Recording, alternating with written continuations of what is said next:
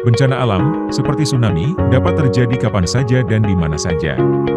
Oleh karena itu, persiapan dan pemahaman yang baik tentang bagaimana bertindak dalam situasi bencana menjadi sangat penting. Di Kelurahan Murtigading, langkah-langkah proaktif telah diambil untuk mengurangi risiko dan memastikan keselamatan penduduk dalam menghadapi ancaman tsunami. Salah satu upaya yang signifikan dalam persiapan bencana di Kelurahan Murtigading adalah simulasi bencana tsunami. Simulasi ini dirancang untuk memberikan pelatihan kepada masyarakat tentang langkah-langkah yang harus diambil saat ancaman tsunami muncul. Hal ini mencakup evakuasi cepat ke tempat yang lebih tinggi, komunikasi darurat, dan perawatan medis darurat.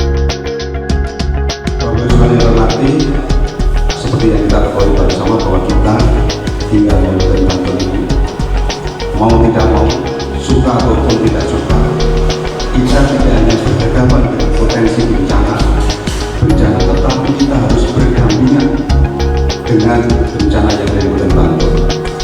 Jadi Kabupaten Bantul punya banyak bencana, hampir sebagian besar bencana yang di Indonesia ada di Kabupaten Bantul.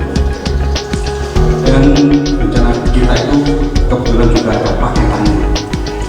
Di musim hujan kita ada bencana banjir, satu paket dengan longsor, satu paket dengan angin topan, dan belum dan juga cuaca ekstrim.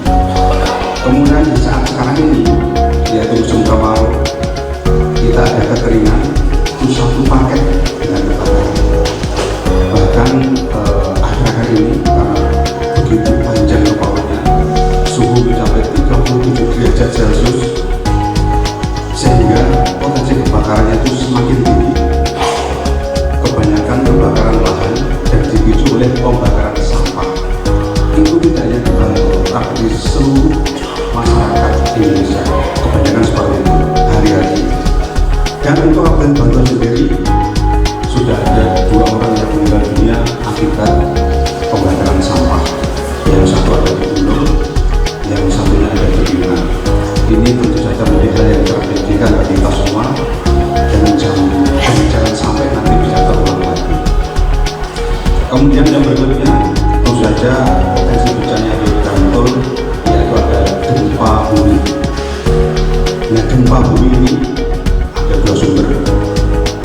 Sumber pertama Sesar Saropa, kemudian yang kedua adalah kita ada di lempeng di bagian selatan Jawa, ada lempeng paling besar dunia, yaitu menjadi sumber bencana bumi yaitu Megatrust.